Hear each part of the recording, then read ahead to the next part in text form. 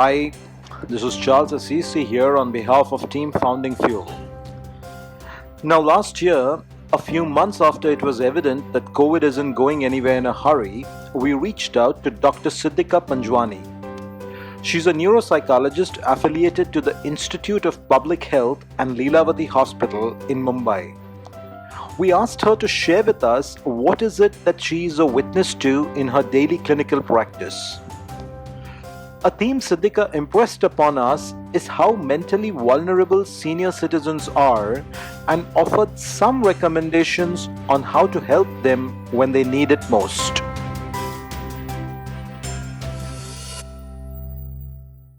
COVID, probably a word that has suddenly become the most important word in our vocabularies these days. Every aspect of our existence, whether we liked it or not, whether we want it or not, is influenced by this single word in our lives. We say that, okay, COVID impacts people who are going to school, COVID impacts people who are going to work, COVID impacts the youngsters who travel. What about the elderly? They are anyway at home. How is COVID impacting them? Ah, well, I think it's impacting them way more than we are willing to accept. I saw a case of an elderly gentleman uh, residing in the city of Thane. He came in with history of significant memory difficulties that started post the lockdown. He became extremely forgetful. He would forget where he's kept things, what somebody told him, what his family members would give him messages, he would forget. If there was an event, he would forget. So the family got very worried that he's probably developed Alzheimer's disease and got him to me for an evaluation. On speaking to him, what he told me was that he did have minor memory lapses, but he was able to cope with them till the lockdown started. And now, post the lockdown, it has become much worse. So I told him, what happened in the lockdown? Why did the lockdown make you worse? So he told me that I had a very structured routine to my day.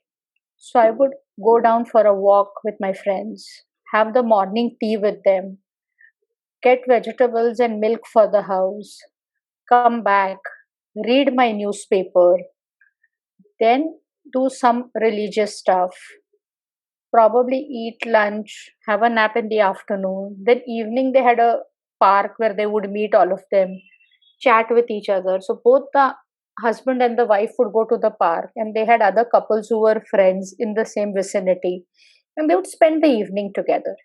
They even went out and watched movies, they went out and watched plays. So essentially, this husband and wife who were living alone did not miss their children who were abroad. By April, children started telling them, or rather, by the time the lockdown started, end March, the children started telling them, stop going out. You're not to leave home. Whatever you need will order online from here. You are not to step out of the house because what happens if you get COVID? Uh, Again, fear, justified fear, but fear. So the elderly couple decided, okay, let's be at home and not step out. Gradually, their social interaction with their friends reduced because none of them were really techno savvy to have a FaceTime or a WhatsApp call with the friends. So they would have an audio call, and the friends didn't have much to say. They didn't have much to say because everybody was restricted to the house. So gradually they even stopped calling. So now are these two people living alone in the house. They would order things from out. I don't know what happened, but they managed to contract COVID, both the husband and the wife.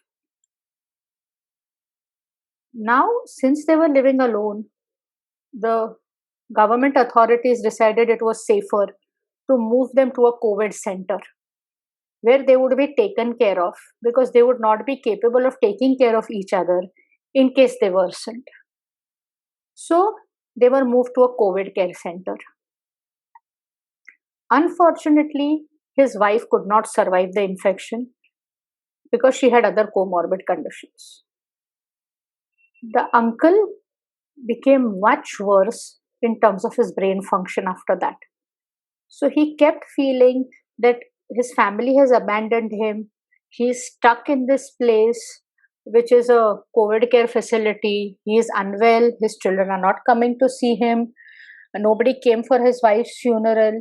These people have jailed him there. They have confined him there. They did not let him go to his wife's funeral. So, a lot of anxiety and to some degree a paranoia setting. He stopped eating, he stopped sleeping. Finally, they managed to treat him, send him back home. His children came back from abroad. After he returned home, he said, "This is not my house." He couldn't recognize his children. And so the family got really worried what happened. There was a lot of disorientation, as we would call it. Gradually, with treatment, with some reassurance, with showing him photographs, talking to his friends, the confusion reduced. But the memory lapses have persisted. Is this elderly gentleman depressed? No, he's not depressed, not in a conventional sense of the term. But yes, there is a lot of confusion that has set in. What leads to this confusion? All of us are grappling with the way life has changed. Imagine what happens to a compromised brain. How do they manage to handle this kind of a radical change in lifestyle? They are completely lost. His wife, to certain degree, played an anchor for him. The moment that anchor was lost, he was left to fend for himself. And this is just one example, but there is a multitude of elderly in the city of Bombay going through possibly the same thing. And it is irrespective of whether they have developed COVID or they have not developed COVID.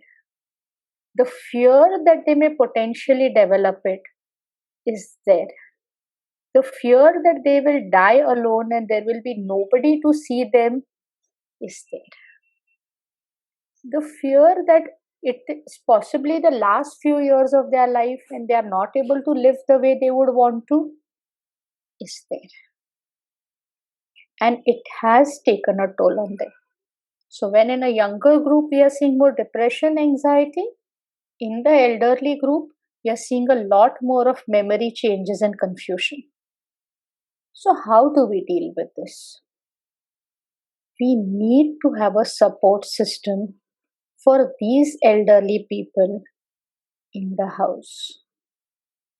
You cannot expect them to live an independent life without any support system in the current times.